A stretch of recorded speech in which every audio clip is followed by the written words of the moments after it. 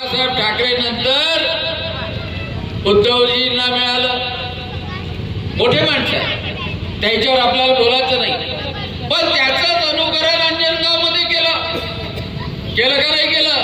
लोकांना आमदार काय निवडून दिलं तर शिवसेनेत दुसरा माणूस भेटला काय?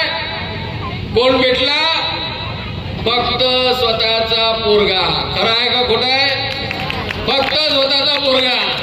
म्हणजे आमदारकी माझ्या घरात आणि अंजनगाव सुरजीचं नगराध्यक्षही माझ्या घरात, आणि अजून जर नातू असता तर त्याला नगरसेवकासाठी उभा केला असता का नसता केला? मग हा भारतीय जनता पक्ष आहे का साधा कार्यकर्ता, इंजिनियर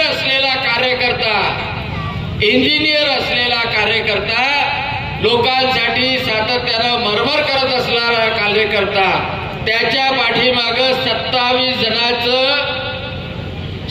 जणांचे डबे नगरसेवकाचे, पूर्ण भारतीय जनता पक्षाच्या कार्यकर्त्याची फळी, तो शहराध्यक्ष मनीष मेन असो, नाव सगळ्याचे पाठ आहे पण घेणं होणार नाही, राजेंद्र रेखाते असो, आपले डॉक्टर कमिटकर असो, नंतर लाडुळेजी असो, खूप सारे जण, हे सगळे जण सातत्यानं 5 कामं करतात.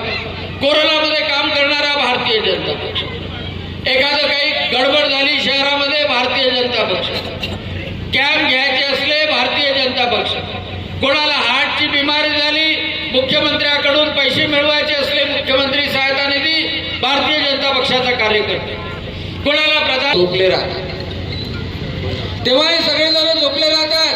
पण एखाद्या वेळेला असं होते का म्हणते नाही आपल्या जातीशी काहीतरी या उमेदवाराचा संबंध आहे, याला मतं द्यायचे काय, असंही विचार होतो. आणि तुम्हाला सांगतो हा विचार